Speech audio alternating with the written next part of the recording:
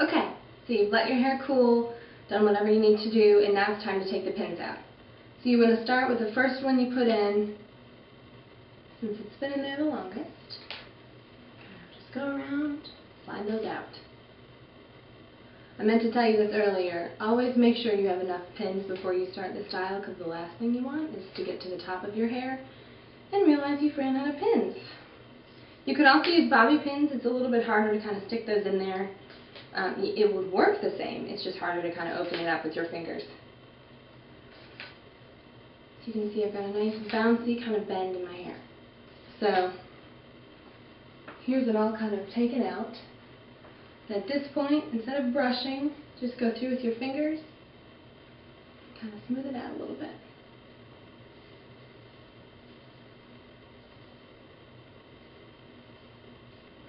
The longer your hair is, the more of a bend you'll have with it.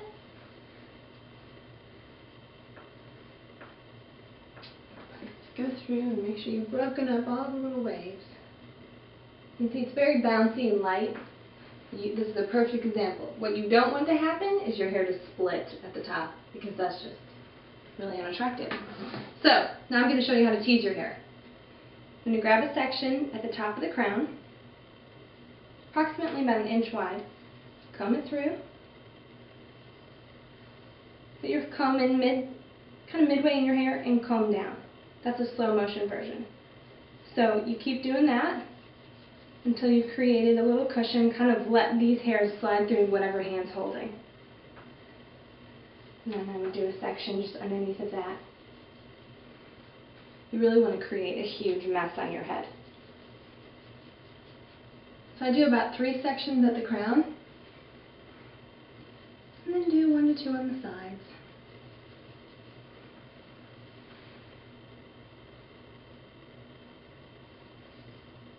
You can see here, put the comb in and comb it down.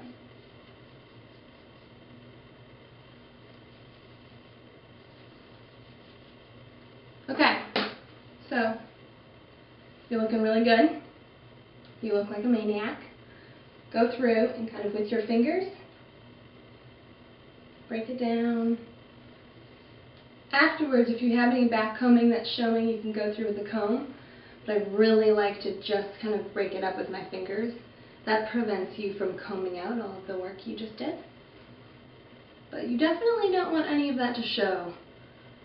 So make sure you're kind of just smoothing over the top layer.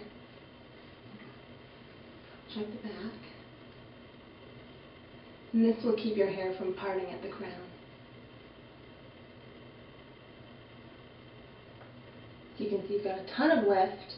This would be a great foundation for the half French twist if you want to do a straight version of it. And then from here I would do a little bit of hairspray. But before I'm going to do that, I see a little bit of a crease right in front here. So I'm just going to grab that section and smooth it out. There you go. Okay. So once you're looking exactly like Reese Witherspoon would look, do a light mist of hairspray. You definitely want this style to move and bend since it's kind of a looser undone. It's not a perfectly formed flat iron. Check the back. It's nice to have a nice big mirror like this. Make sure you're all smooth back here and you've separated the part.